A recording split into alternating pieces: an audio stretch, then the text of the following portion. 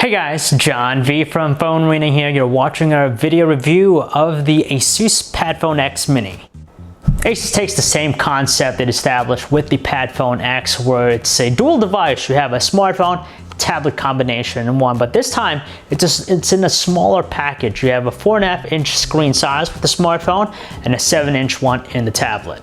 The premise is essentially the same here with the PadFone X Mini. So you get that hybrid design where it goes from a 4.5-inch screen smartphone to a 7-inch tablet, so it's pretty versatile. So you have the dock here, so basically you put the phone in the back, and again it just automatically jumps into tablet mode. So it's pretty nice you have that. It's good for surfing the web, reading books, stuff like that. But as far as design goes, it's as bland as they come. It doesn't have the same premium design language as the PadFone X, which we saw in the summer. It's scaled back tremendously. What you have here is a pretty cheaply made phone, nothing really that stands out, all plastic. You have a soft touch matte finish to it, kind of hollow. We do appreciate that it's pretty compact in size, so it's very easy to hold. The same thing applies with the tablet, but it doesn't really garner a lot of stylish points.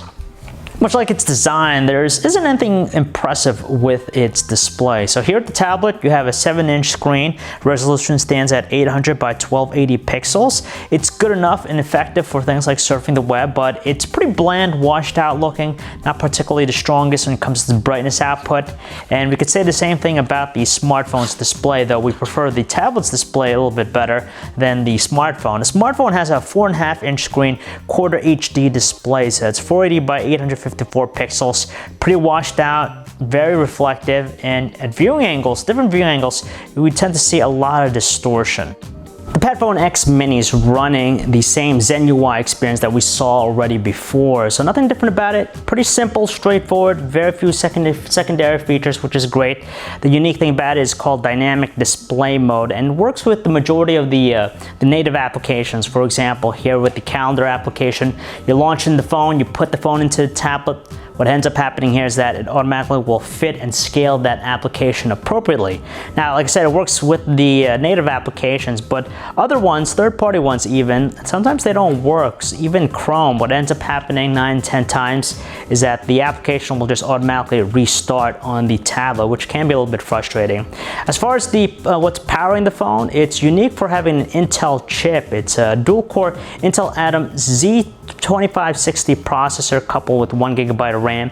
And honestly, it's not the fastest or smoothest, but it gets the job done for basic things, opening up applications, stuff like that. Just don't expect to play any intense games with this one. Like I said, the phone suffices for basic things. So the occasional text message, surfing the web, stuff like that handles with ease, but you're gonna get a better experience using the tablet just because here with the smartphone and the smaller size screen, it makes it rather tough typing up messages with the on-screen keyboard. You get, a larger layout, of course, with the tablet. And the same thing applies to watching videos. You could watch videos on here, but why would you? You have the 7-inch screen, which is a lot more ideal. And as far as the audio experience is concerned, the music player it's pretty generic, and the phone actually delivers a pretty strong output of 78.4 decibels, which is outstandingly pretty loud for a smartphone, but its audio quality is rather on the thin side. On the back of the phone, there is a 5-megapixel camera with an LED flash. Now, we appreciate that you'll be able to take photos, and you have a pretty sizable amount of different shooting modes and manual controls to choose from, but the quality is just downright ugly. You're not going to really like it. Kind of misses on pretty much every category from lack of detail, inaccurate colors, and even under low lighting conditions, you see just a heavy amount of noise. There's nothing pretty about the results. The same thing applies with its 1080p video recording quality. You wouldn't even think it's 1080p just by looking at it. It's extremely muddy, very soft in tone, and honestly, it's pretty forgettable.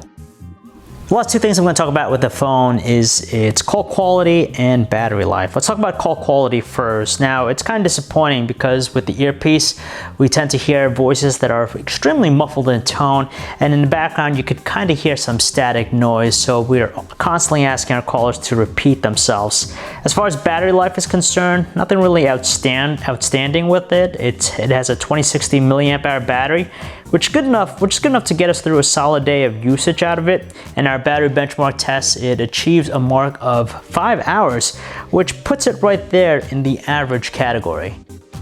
So let's be honest here, the Asus PadFone X Mini is not the type of device that we dream about at night. The screen's kind of bad, it kind of washes out, call quality is not that great, it takes some ugly looking photos and videos, and design's kind of generic and bland.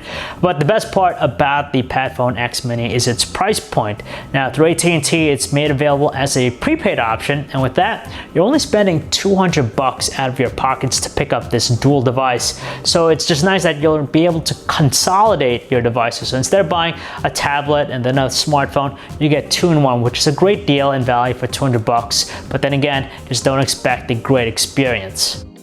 So if you guys want to learn more about the Asus PadFone X Mini, you can check out our website, PhoneArena.com. It's John V. Thanks for watching.